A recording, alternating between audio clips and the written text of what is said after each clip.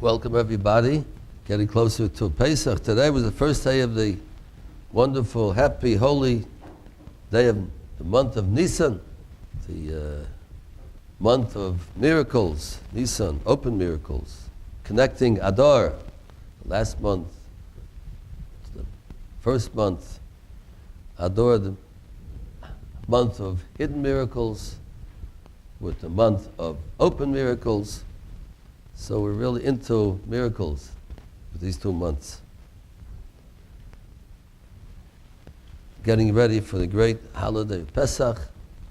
Probably some people tonight are getting ready, cleaning, taking care. They couldn't make it. So let's start with some of the laws of Pesach.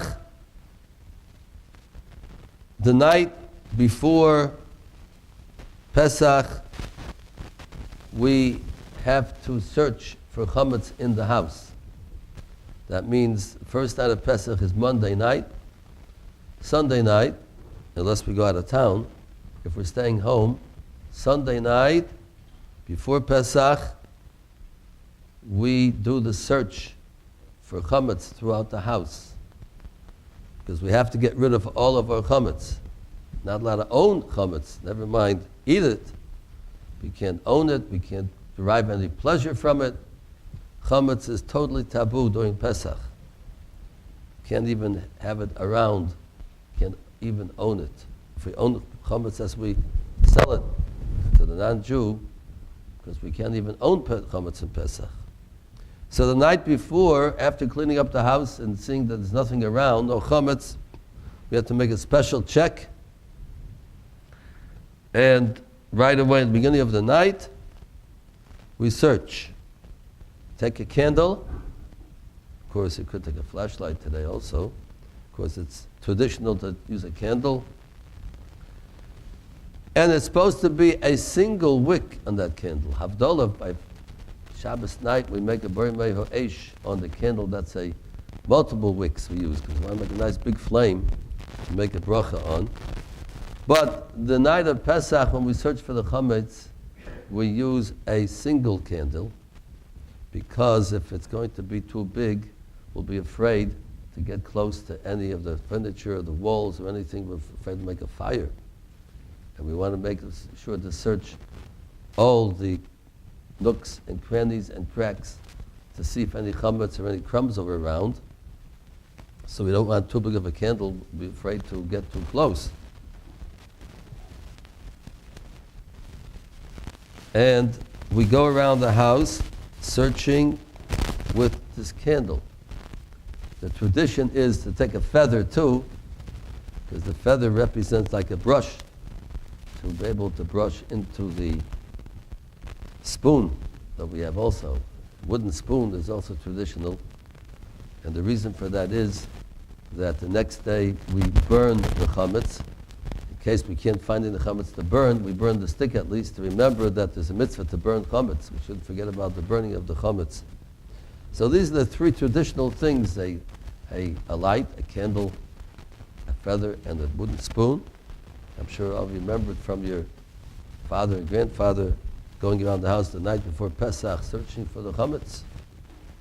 Of course, all the children, everybody gathers around, and they all take part and help. Going from room to room, going and searching on the floors, on the tables, under the chairs, all around the house to see is there any chametz that we overlooked. Before Pesach, we've got to get it together and put it in one place. Also, we have to remember sometimes we have young children around and they can take chametz to who knows where, and we have to check all those who knows where.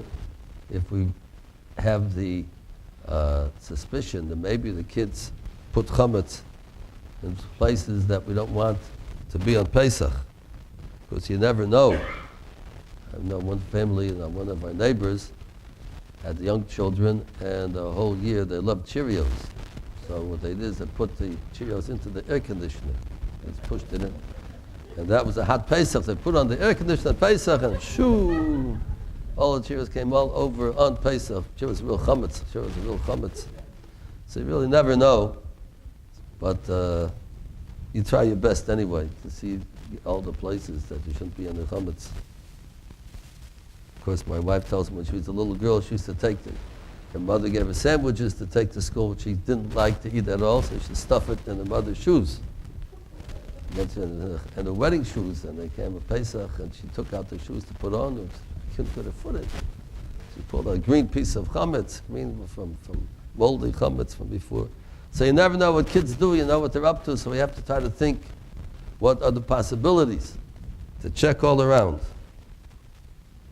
Before we start checking, we make a special bracha that we make before any mitzvah that we do. Before we sit in the sukkah, we say a bracha. Before we eat matzah, we make a bracha. Before we put on tefillin, make a bracha. Before checking and performing the mitzvah of searching for chametz, we make a bracha. And we search until we finish searching all the rooms of the house. Then we say the words of Kol Chamira, saying that any chametz which I happen not to find should be null and void. Nothing to do with me. I totally relinquish my bilus, my possession over any chametz that I have. Anybody wants it can take it. It's not mine anymore, because we're not allowed to own chametz. So therefore we say at the night before Pesach that any chametz that I have that I did not see yet, chametz that I see, I'm still eating chametz till tomorrow. But any chametz that I did not see, I didn't notice while I was searching, should be null and void. It's like dust of the earth. I don't want it anymore. It's nothing to do with me anymore. Anybody wants to come and take it, it's theirs.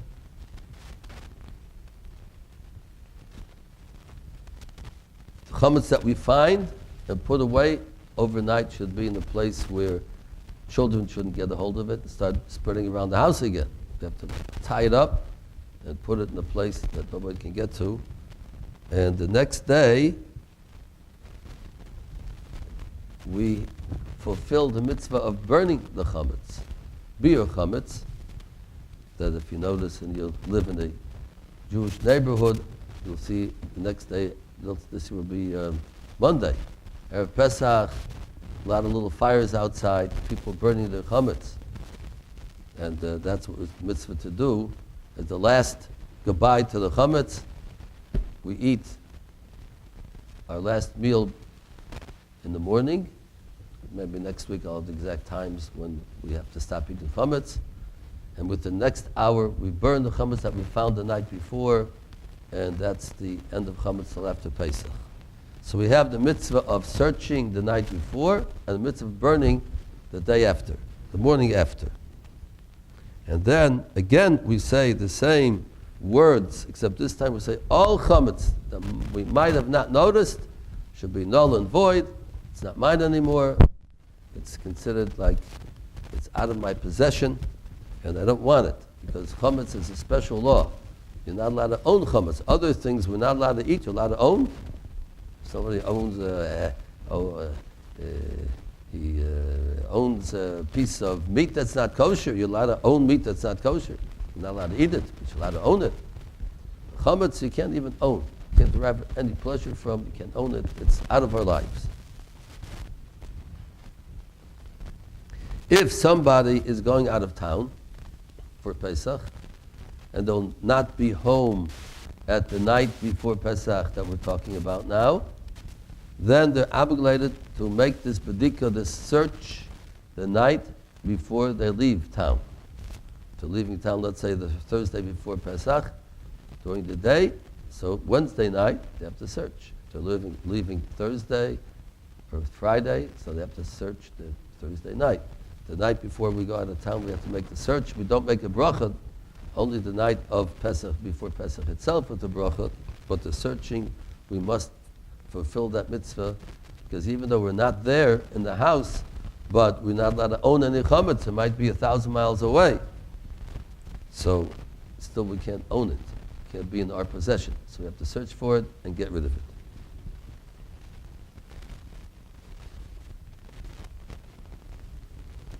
If after all that A person found chametz on Pesach, like we said, all of a sudden you put in the air conditioner and it blows out Cheerios, whatever might have happened. What do? Well, you get rid of it as soon as possible. You can burn it, flush it down the toilet. You got to get rid of it and not keep it around. If it's on Yom Tov itself, then it's a problem because on Yom Tov, chametz is muktzah. Chametz is something not allowed to even move on Yom Tov for Shabbos, Chol HaMoed. To touch, we have to put on top of it a vessel, make sure that it's out of our sight. We don't want to make sure not to come to eat it. So we put on top of it a glass or some type of vessel to show that this is off limits. And as soon as we make Havdalah after Pesach, then we got to get rid of it and burn it.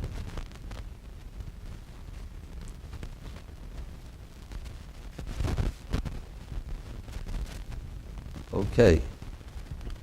Now we're coming back to our topic that we discussed the last few weeks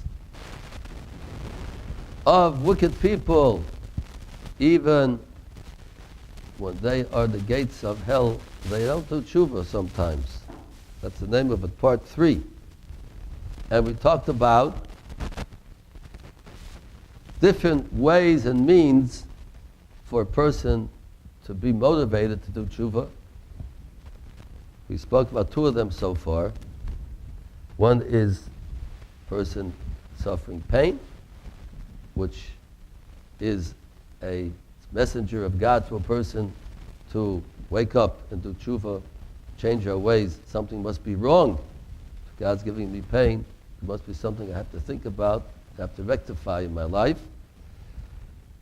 As a person gets older, time is going on, the person is also supposed to think about what can I do to make sure when I meet my Creator that it will be a pleasurable experience.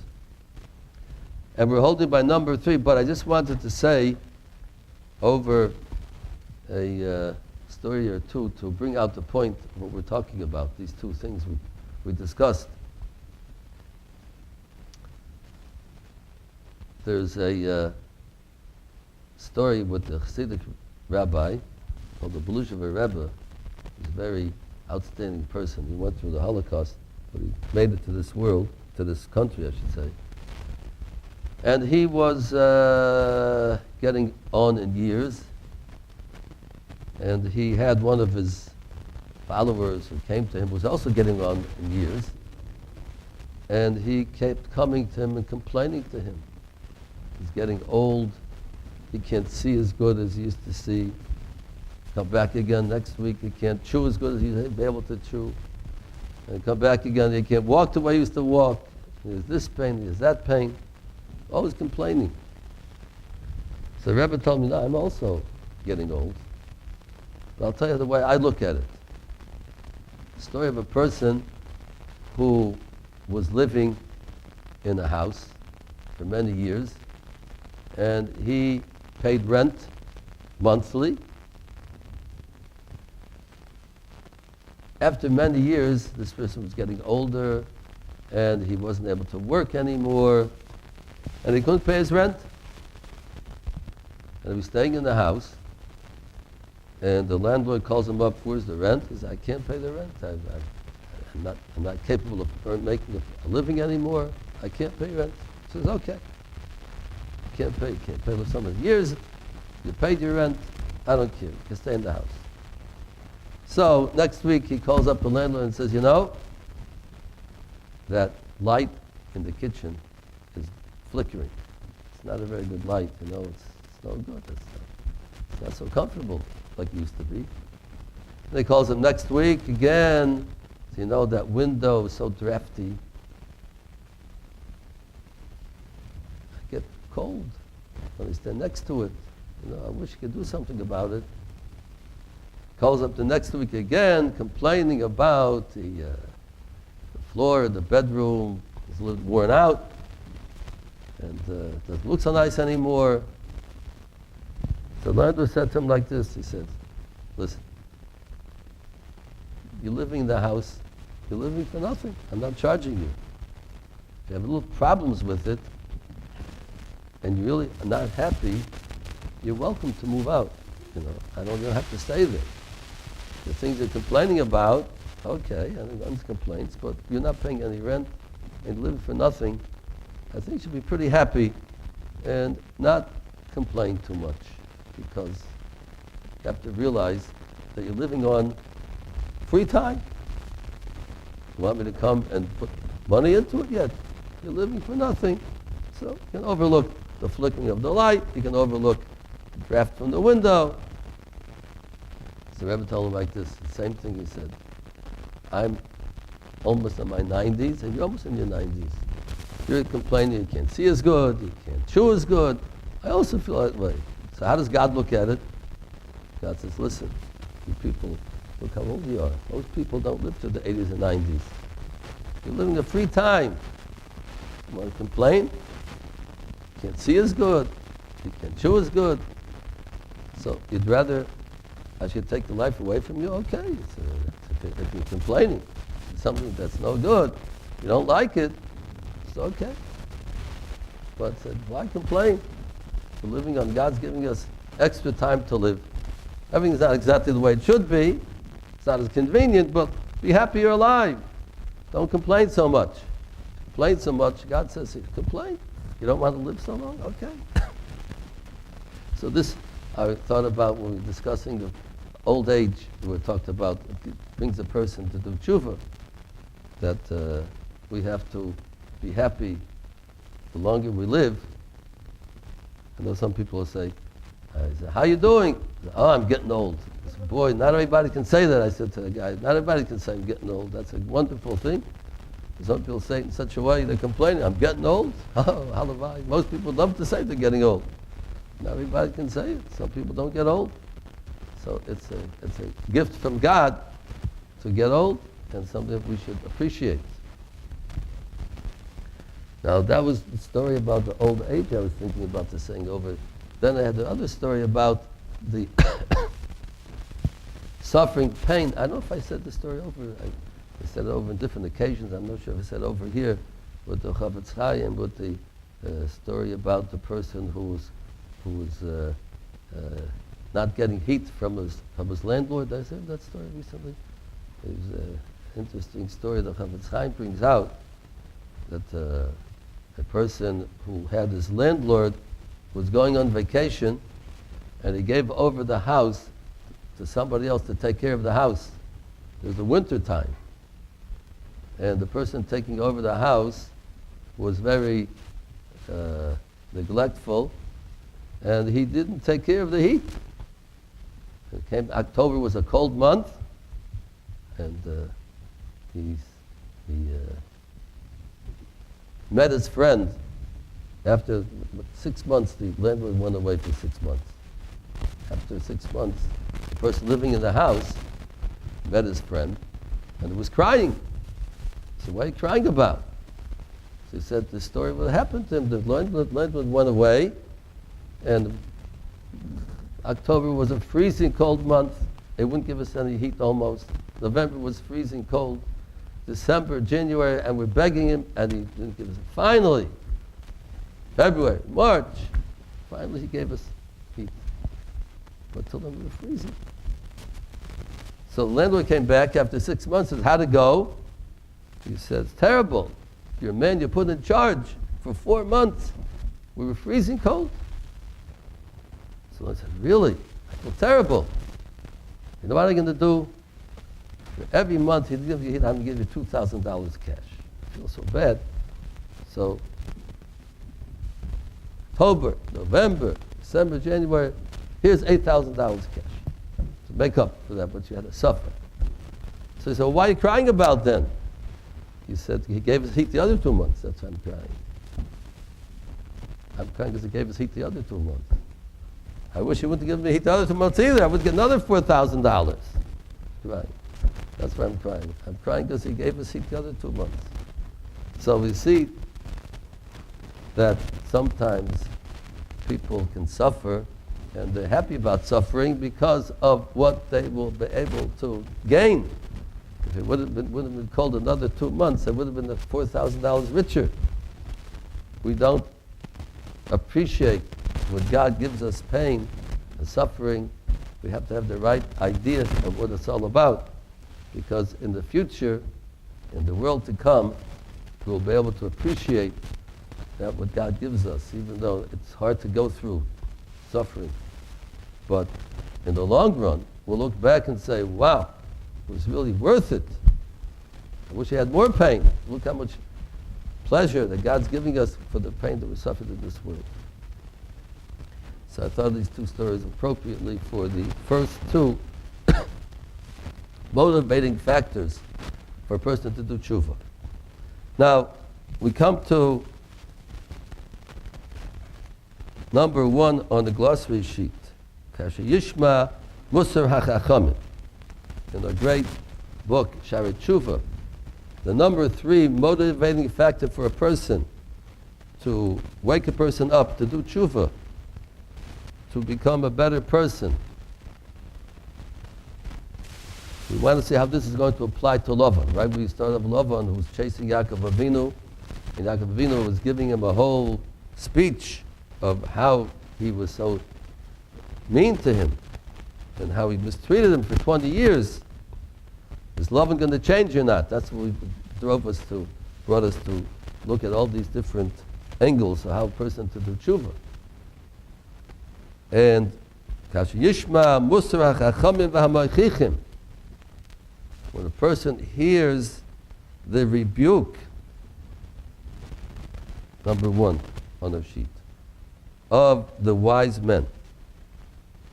When we go and hear a speech, a talk, a Torah talk from a person who's teaching us, and he's trying to guide us and explain to us, show us how we're supposed to live, how we're supposed to be a good Jew, and those laws between man and God and man, and we're supposed to take it to heart and say, he's talking to me. Many people, when they hear these things, they say, well, he's not talking to me, he's talking to him. I'm perfect, I'm great, I'm spotless, I don't have any spots in my neshama, I'm pure, I'm clean. People don't want to admit that they have faults, that they have to make themselves better. People like to feel themselves tzaddikim, righteous, great people. But that's not the way of a great person. A great person always wants to better himself. Maybe I could be a little better. Maybe I could think better, talk better, do better. Maybe I could be more of a Torah, a God-fearing person. What does that person have to say? Maybe I could learn from him. King David says, B'kol mulamdai hiskalti. From everybody I pick up something for me to think about and to better myself. Even from people that are not as great as I am. King David, one of the greatest men in the world, at his time and for all time, would listen to everybody, even to children, to his enemies, anybody who said something, criticism. He would think to himself, maybe there's something to it. Maybe I can learn from that. Maybe I can make this life even better than I am. That is how we're supposed to look at, listen to a speech from somebody who's teaching us of Torah thought and Torah ways. And the Rabbeinu Yonah says over here, listen to this, a person who listens to a speech, to a talk of somebody who's giving them musar, giving them the way of life, Torah life, and he accepts upon himself to live according to the way he'll be taught, according to the Torah guidelines. I'll quote the words, Ha'ish hazeh berega katan, this man in 1 second, yotza me'afel al gadol, has gone out from darkness into a great light. Because when he decides that he will accept and fulfill the words of God, what God wants us to do. He's ready to accept it and fulfill what he hears. It's considered that he already did it.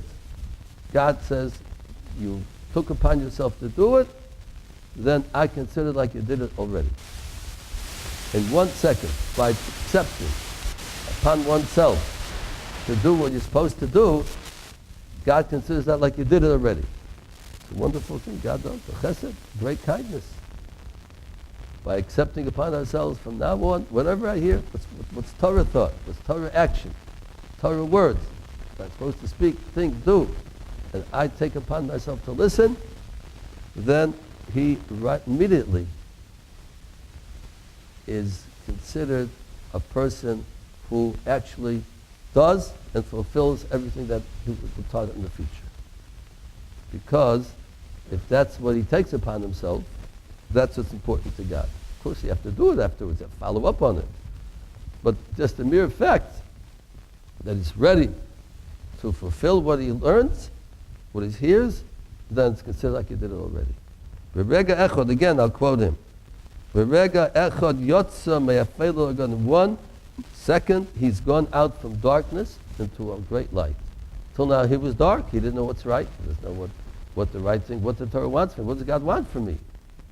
But now I have people teaching me, and they tell me what the right thing is. And I'm ready to accept what they're saying, because I know that they are Torah-informed people. So then I accept upon myself, it's as if he did it already. And that's what I have on a sheet. The nepach leish acher. This person has turned around to be a new person. He's a new person. Because till now he was going in his own ways. He did what he thought is right. And now he decided to do what the Torah says is right, what God says is right. So then he's a different person. He already is subjecting his own ideas and his own thoughts to a higher power, realizing that man is not the highest idea, does not have the highest ideas and the highest thoughts that are possible in the world. Man is very limited in his depth and breadth of what's right and what's wrong.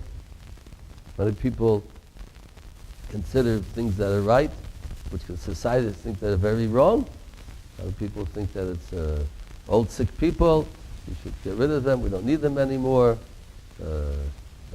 Abortion has become so popular, which 60 years ago was murder. Today it's wonderful. Thank you, doctor. Thank you, doctor, for being a murderer. I think we appreciate very much. Things that are so opposite to Torah thought, that they're not considered according to Torah law whatsoever. In society, they start being accepted. Well, let's start marijuana. Let's say it's okay. Why not? Marijuana, things that were taboo for so many years. But now people come, yeah, it's a good thing. Why not? So we are very subjugated to society, and society is not necessarily having the right kind of hashkafas, the right kind of outlook on life. Certainly not the Torah outlook of life. So when a person takes upon himself that I want to do according to what the Torah says is right, so then he has gone from a darkness, which the world today lives in a big darkness, because everybody wants to keep up with everybody's doing. They want to have the possessions that everybody possesses. They want to have the dreams everybody dreams about. And that to them becomes what's right, what's considered special. And they are born with these thoughts and die with these thoughts. And they never see the light, they never see the true light. They just go along with society and whatever society they might live in. And we know many societies to us sound very, very awkward. Certain things that we hear about other countries, what they do, different things. Things the Eskimos do, called crazy things. I'm not going to go into everything right now. But to them, it's considered 100% it's okay, no problem. And to us, it's we look down upon. How can you do things like that? So this is something that every generation comes up with different ideas, but the real, true, fundamental ideas are in the Torah. They never change. God doesn't change, the Torah doesn't change. Many things change in our times, like I mentioned already before. Some things that were considered totally impossible, unacceptable, now they become acceptable because people change. Same-sex marriages, a thing which is one of the most disgusting things in the world. Anti-Torah, our great politicians are pushing for it, and they're trying to consider that it's a wonderful thing. We have to be tolerant. Things that are so anti-Torah, all these different things. So this is people are living in the dark.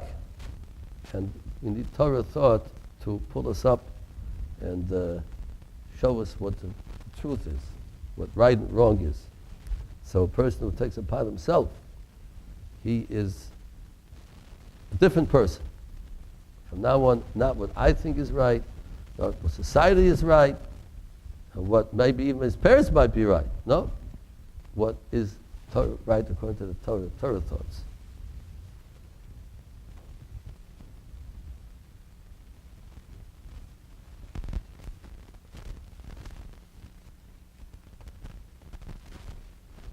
And we have a number 4, another quote from this wonderful Sefer, Shaarei Tshuva. The sinas haterchacha ti'eloi le'eda ki hu chay seined divrei Hashem. A person who dislikes rebuke, a person does not like to hear that he does something wrong. A person does not like to hear that maybe he could do something better. He could better himself, become a better person. People don't want it. Some people don't want to hear that. They want to hear you're good, you're wonderful. How many rabbis lost their job because they give too much mussar to the congregants? They tell the congregants you have to be better about this, you have to be better about that. And people say, we don't want a rabbi who's going to tell us we're doing wrong. We want someone to give us a pat on the back. Once, years ago, I met a man who was at a conservative synagogue, and he told me, we got to get rid of our rabbi, he's no good. I said, what's wrong with him? He said, when I drive up to shul on Shabbos, I want him to say good Shabbos to me and smile. I don't want him to look the other direction. I want to get a pat on the back. I don't keep Shabbos. I want the rabbi to give me a pat on the back. Not that he should look in the other direction and not as if he doesn't notice me. People who are doing the wrong thing, they don't want to feel guilty. They want to feel good about themselves. And that's something that most of us, in one way or another, we don't like to hear our faults. We like to hear everything we're doing good. Great people, on the contrary, say, tell me I'm doing good. What's that going to help me? I'm doing good. I want to hear what I'm doing not good. So then I'll be able to make myself a greater person. You keep telling me you're good, you're good, you're good. So what am I going to gain? I'm not going to gain anything by that. I'm not going to get greater by be compliments all the time. Of course, people like compliments too, because sometimes it gives them a bit of a shot in the arm. But great people want to better themselves all the time, and they want to hear something. Give me something that I'll be able to be different than before, something that I didn't realize before, something to be greater with. So this is the number 3 motivation. Rabbeinu was talking about how we can better ourselves. God sends us messengers. The message of God that people will hear Torah talks from, speeches from. We hear what they have to say and take it to heart and take upon ourselves to be what we're hearing, to do what we're told. Then we have another motivation, how a person can learn and live his life and grow and become a greater person. In number 5, Ba'ez Asher Yega B'Seres Hashem. This is all being quoted from this wonderful sefer, Shari Tshuva. When a person studies God's Torah.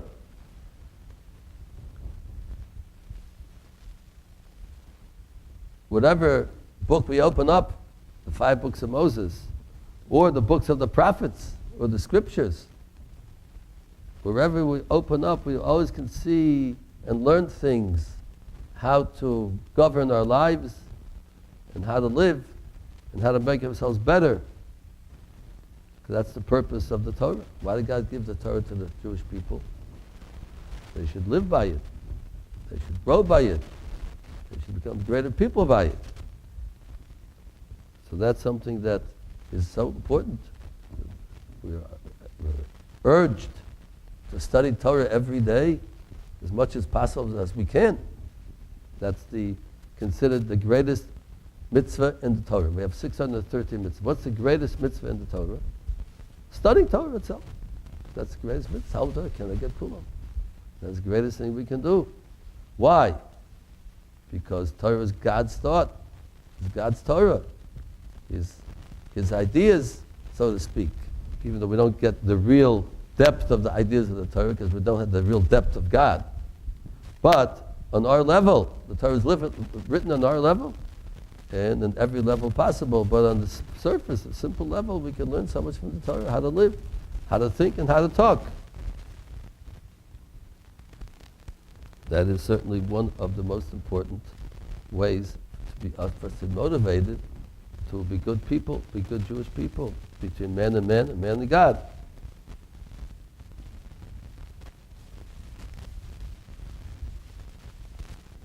I think every week I'm going to finish off what we started, and we still have to get sort of carried away and talk. And I don't know if you have any questions. Maybe if you don't have so many questions, we can always continue afterwards to finish all the different things we want to talk about tonight. But maybe we can stop for a little bit now. Is there any questions or comments anybody would like to say?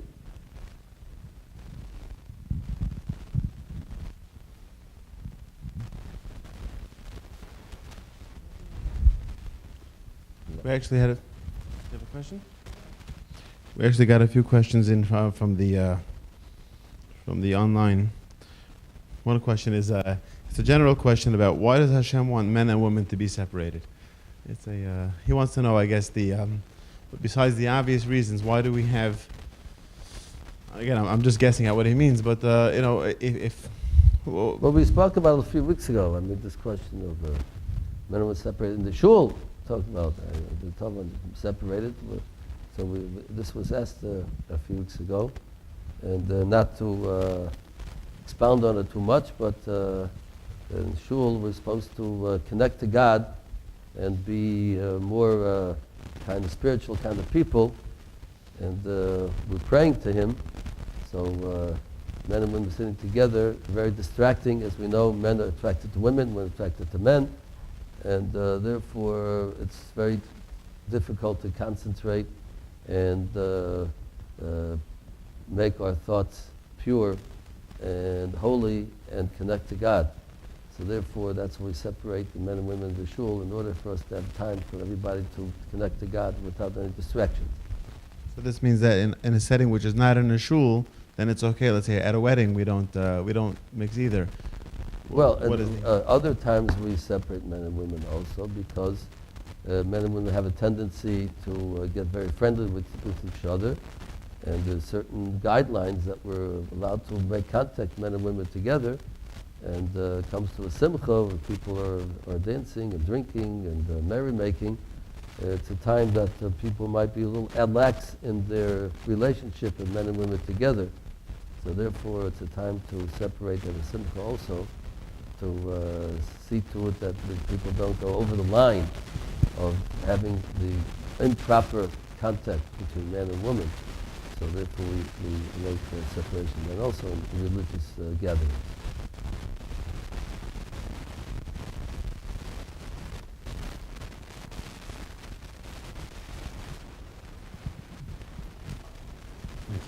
Rabbi, In the paper, there's a story about a American citizen who is a son-in-law or grandson of a terrorist who was recently killed. And as a lawyer, he has a Jewish lawyer, and he asked the lawyer to excuse any Jew that would be in the jury, and his lawyer is Jewish. So his lawyer that he has to do his job, granted, but he is asking the courts to disallow any Jew to be on the jury. Can you say something about that? Is he doing wrong by saying we don't want any Jews? Well, I wouldn't say that he's doing wrong. He's afraid that Jews are biased against terrorists, so he doesn't want Jews to be on the jury. I don't think he's doing it as far as anti-Jewish is concerned, but he's afraid that Jews are not too in love with terrorists. So therefore, if he doesn't want them to decide his fate because he feels they're biased against him. So, and that in itself, I wouldn't say that it means that he's anti-Jewish. I mean, he probably is a terrorist, he must be anti-Jewish, but I would say that's the reason for it. He has a Jewish lawyer because he knows that a Jewish lawyer, the best kind of lawyers, and he must have talked to him and made sure that he's not biased, especially the lawyer wants to get fame, a lot of money. These guys have unlimited amount of money to pay their lawyers because they're backed by all kinds of oil lords who have a lot of money. So the Jewish lawyer is going to do the best for him, and the same thing, the one who killed Meir Kahane had a Jewish lawyer and got him off the hook. Those are the best lawyers. They know how to handle. I don't see how they have the conscience to do it, whatever they're doing. But he knows who's going to be good for him. He knows the Jewish lawyers have ways of winning cases. So therefore,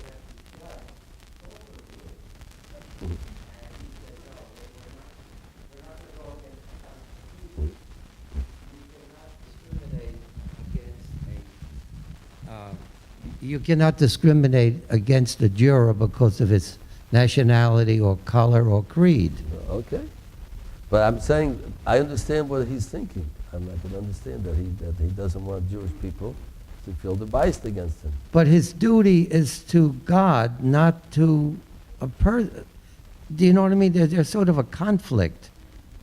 Well, he's not obligated to think that every Jew is so pure and holy that he'll be totally objective and not have anything against a terrorist. I wouldn't want to be a juror against a terrorist because I don't think I'll be objective.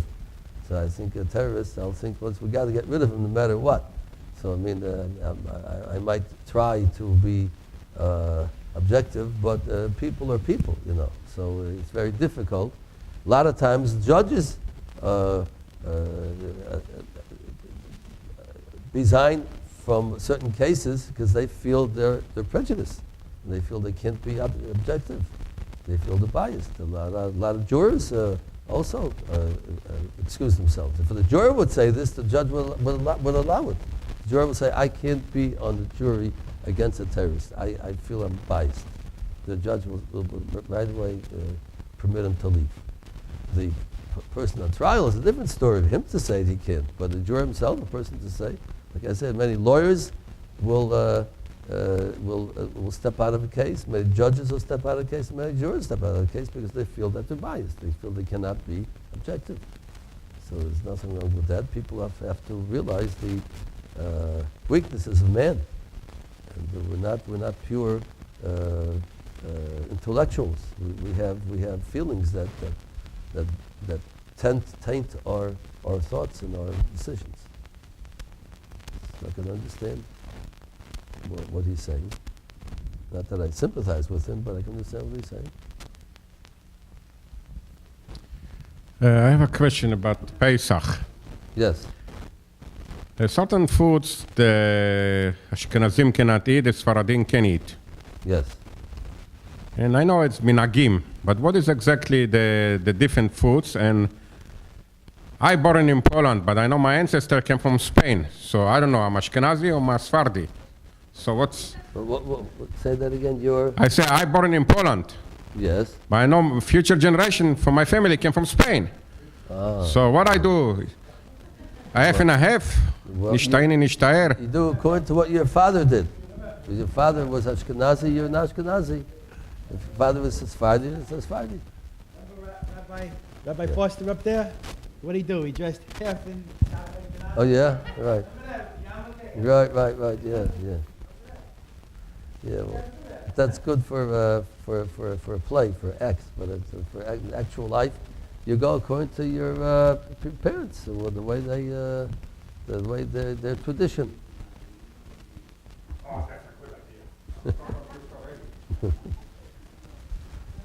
But certain foods that are permitted, really, but just the different customs according to the country they came from, why they eat certain foods and do certain things. But according to the laws themselves, we all have the same law. Ashkenazi, Sephardi, it's all according to the Talmud, according to the Gemara.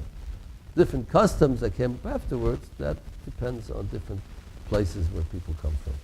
But the laws themselves, they're all the same. Chametz or hummus? Hummus? That's from beans. If it's, well, you're Ashkenazi. No, you can't. No. The Sephardim don't eat hummus either because it sounds like chametz. Hummus is from chickpeas, no? Chickpeas is kidneys. So Ashkenazim wouldn't eat it. Sephardim also would only eat if they have a special Pesach hechsher on it. But otherwise they wouldn't eat it. No.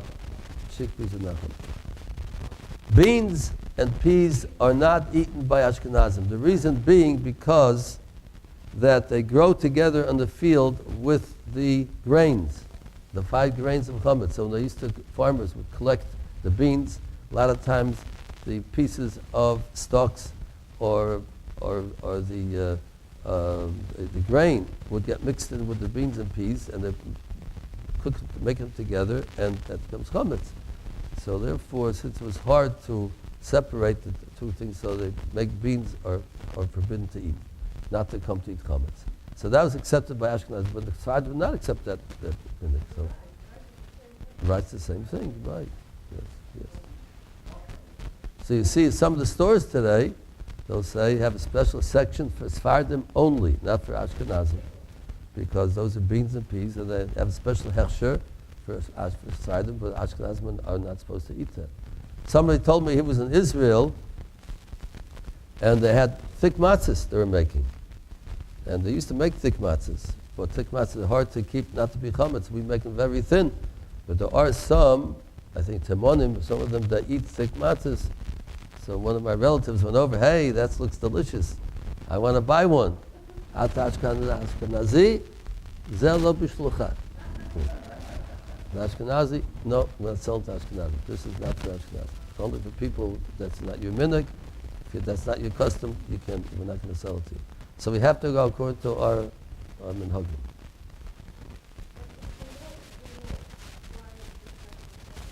I'm saying because different problems come up, and people decide that the law is the law, but we want to keep away from coming to go against the law.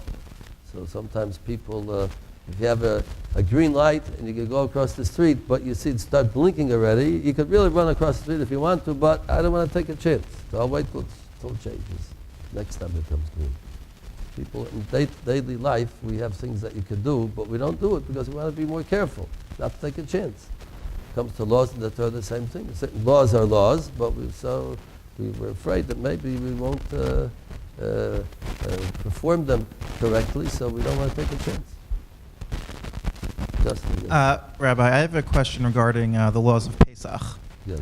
I believe that many people, especially Jewish people who may own a restaurant or grocery store, sell their chametz with an arrangement, though, that after Pesach is over, the chametz will be returned to them. Now that's correct, right? Well, it's not to return to them with the arrangement that in case the non-Jew wants to buy it, he has to pay for it. In other words, if you don't say you have to sell it back to me, you don't have to sell it back. If you want to buy it, you'll have to pay. And the restaurant costs about $100,000.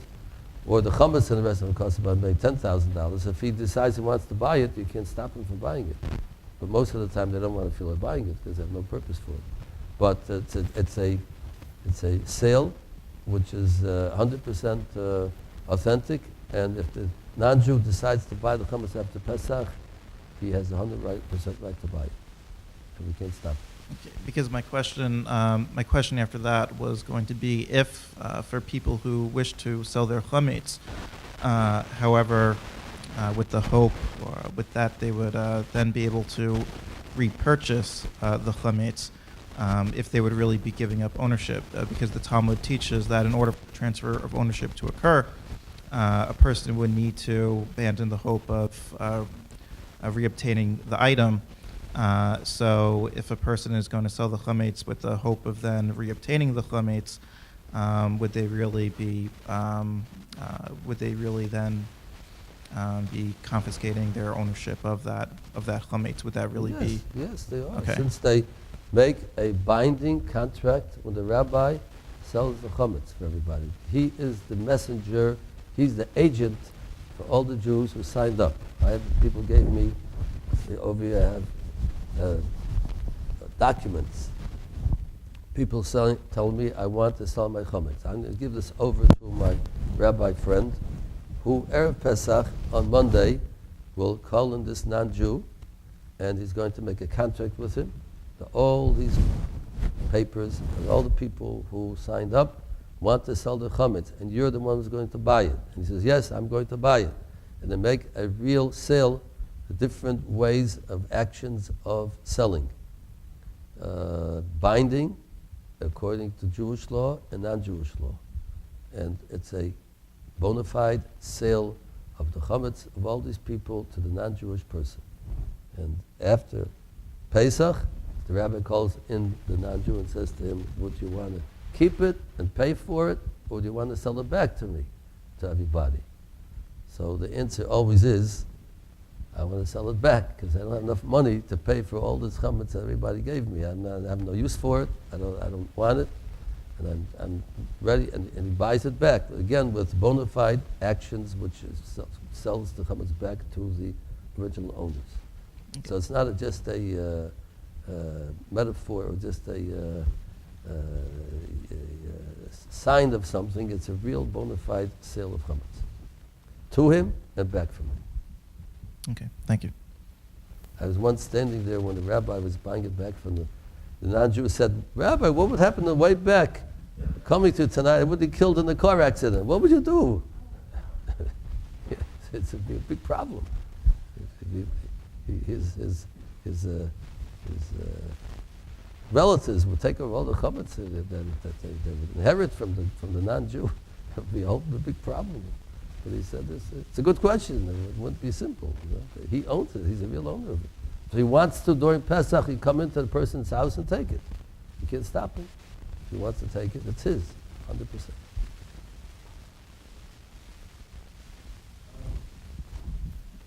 Number one, you said during the thing, you said that the chametz is you go out and you burn it. Yes. And then you say that you sell it. And then I got a thing in the mail from Oorah. Now, how does all of this work? You burn it. You burn some of it, a small amount.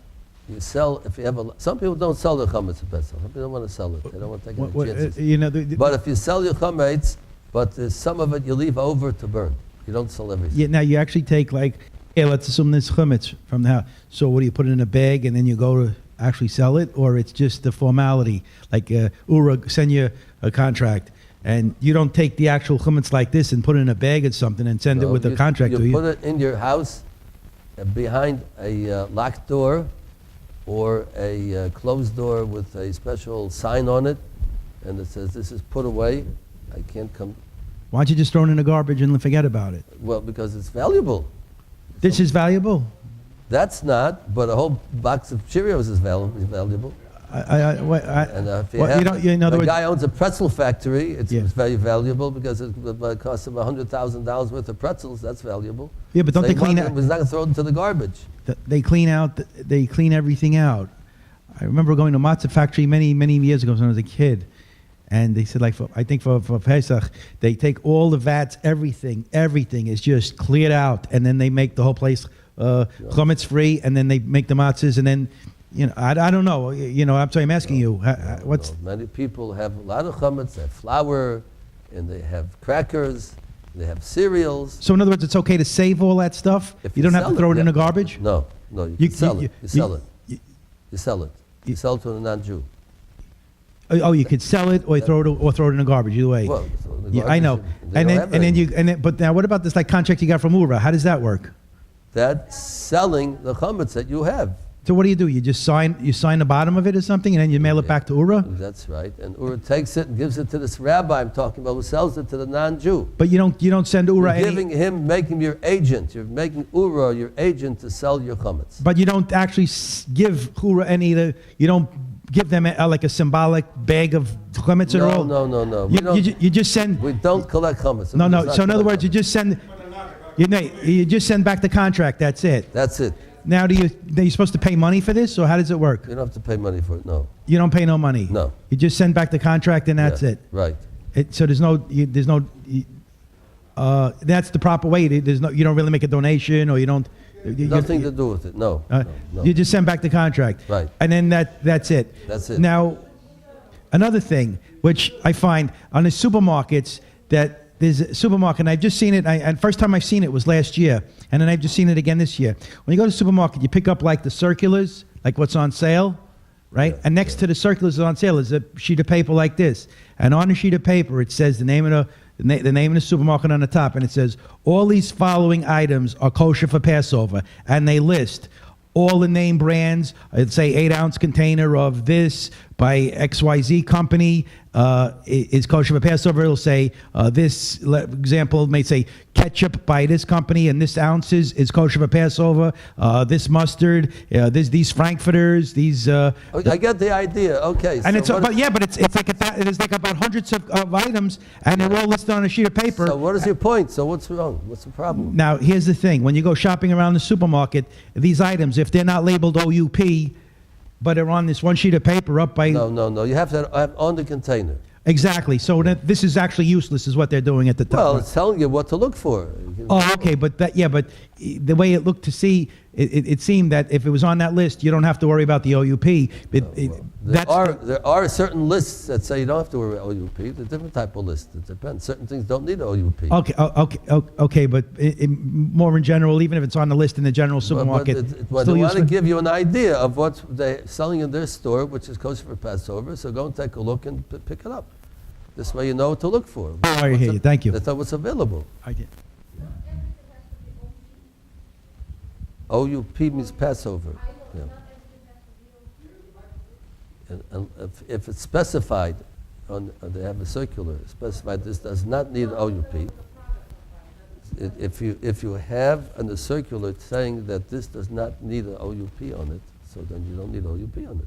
Certain things have nothing to do with chametz. The whole year they're okay. Certain things, water, okay, bottled water. You don't need OUP on it. Some have it, but you don't need it. Yeah. Buy like Home Spring, or you could buy Arctic or whatever. Yeah. It could be 24 packet, and it doesn't say OUP, or it doesn't Yeah, say yeah. that on the water. Well, It yeah. says spring water. Yeah. Why do Yes, yeah. Just, no. Water doesn't have nothing to do with the chametz. Water doesn't do with chametz. Yeah, people want to make sure. So no. Some people want to make sure. They don't know. Today you don't know how they process things, all different ways. So people don't want to take a chance. Only what says OUP or whatever, OU, other thing, OKP, whatever, different. Without taking a chance. We have another question that came in by email from somebody, Talia Ohayon. She wants to know, what is the ultimate meaning of Dayenu? How is it enough? When we say, Tell Hashem, thank you, Dayen, that's enough. It would be enough this, enough that. How could that be enough if it didn't get us to Well, the ultimate question goal? is based on the part of the Haggadah that goes through all the miracles that God to the Jewish people going out of Egypt till they arrived 40 years later in the Holy Land, and all the miracles that took place. And we said, if God would have done that miracle, it would be enough for us. God, with this miracle, it would be enough for us. They're asking me, enough. Why is it enough? We want all the miracles to happen. Enough means, dayenu means, as far as God's concerned, what we are worthy of, it's dayenu. Whatever God did for us, whatever miracle, split the Red Sea, that was enough. That means that we were, that's as much as we were worthy of that miracle, we're not worthy of anything more. Anything He did for us was extra. Everything was extra. As far as we're concerned, it's looking at ourselves, what we're worthy of, this is certainly wasn't enough to give us. We're not worthy of more than that. That's the dayenu. That's as much as God gave us, that's how much we're worthy of. More than that, we're not worthy of. But we're so happy He did for that also. That also would be enough. We're also not worthy of more than that. That's what dayenu. We're not worthy of having all these miracles. Each one in itself was enough for us to realize God's goodness to us. What we're worthy of, it was enough for us to give us that particular thing.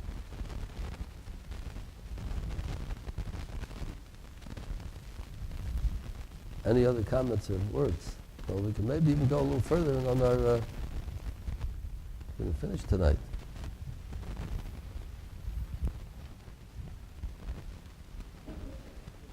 Of course, we have number 6. We're talking about those things that motivate us to do tshuva, aser semei tshuva, the 10 days of penitence between Rosh Hashanah and Yom Kippur, which we discuss at length when that time comes. So we're just going to skip over that very quickly. And number 6, which is number 7 on our glossary sheet. Kol eis yochin likras elokov. A person should be always ready to meet our Creator. This is a motivation for us to do tshuva, to be good people. We never know when our time comes, when we're going to meet our Creator. Some people live long, some people don't live so long, and we don't want to be caught off guard. And we have the statements in number 8. Rabbi Eliezer Omer, Shuv Yom Echad Kodim Lefnei Misascha. The Rabbi Eliezer said to his students, repent one day before you die.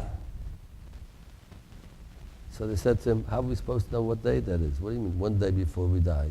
When's that day before we die? He said, yeah, that's my point, he said. In other words, repent every day, because you don't know. A person never knows when his last day in the world is. So therefore, we should always think to ourselves, we better be okay today, because maybe this is our last day in the world. Maybe by this evening we'll be meeting our Creator. And we want, number 9, lahashiv ruchai b'tahara. We want to return our soul to God as a pure one. We say every day on our prayers, Elokai neshama shanasata b'tahara. God gave us a neshama soul which is pure. When we give it back to Him, when we leave the world, we want to give it back to Him as being pure. We got it pure, we want it to stay pure. We want it even to grow even greater. So we have to think to ourselves, we never know when we're going to meet our Creator, when God's going to say to you, let's take a look at your neshama. Is it the same way I gave it to you? Or did you destroy it? Or did you blemish it? We want to have a neshama which is pure, which is holy. So, putting it together. Yaakov Avinu met Lavan, and he unloaded to him his frustrations of 20 years. Which of these 6 things did Lavan face when Yaakov spoke to him? I would say number 3, which is over here. Number 1, Kasha Yishma Musach Acham. He wasn't in pain. He wasn't old, but he was hearing the words of Yaakov Avinu telling him he acted improperly. He was a very, very vicious the way he treated Yaakov Avinu, and he told him strongly. And he could have gone out from the darkness to a great light in 1 second. If Lavan would have taken seriously what Yaakov Avinu told him, stop being such a swindler, stop being such a thief, repent, be a mensch, live a normal life, a good life like a man's supposed to live. If he would have accepted that at that moment, he would have been a different person. But he did not. Well, they made between themselves a monument that they stood up, saying that, promise you will not go past this monument to do any bad to me. I won't go anything bad to you. They made this treaty between them. Vayoshav Lavan lim kaimai, number 11. Yoshav Lavan lim kaimai. This is a sad words for Lavan. Lavan returned to his place. Imagine that, Torah is saying. He lived with Yaakov Avinu for 20 years. He could have been elevated. He could have been a great person learning from Yaakov, one of the greatest people who ever lived, Yaakov Avinu, Jacob. Whoever had the great merit to live with such a tzaddik for 20 years. And what happened at the end? He finally got this rebuke from Yaakov. He could have become a different person. No. Vayoshav Lavan lim kaimai. Lavan went back to his place. Leave me alone. I'm happy what I am. I'm going to stay a swindler, a thief, a no goodnik, and didn't make any rosh, didn't make any kind of impression upon him. He went back to be the same disgusting person that he was till then. Nothing helped. But, number 12, Yaakov took holach ladarkai. Yaakov went. He didn't return.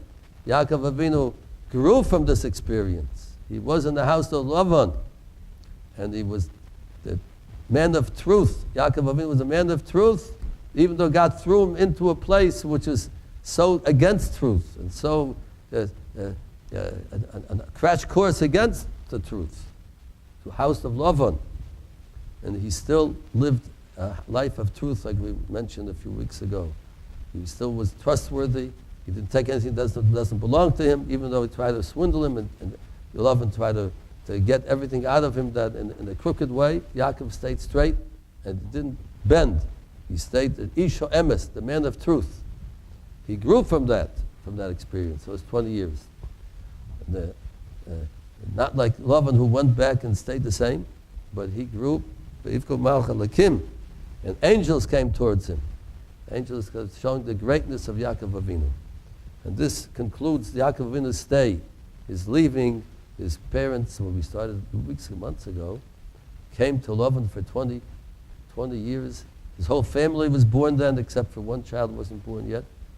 And he's coming back to the land of Israel, a greater person.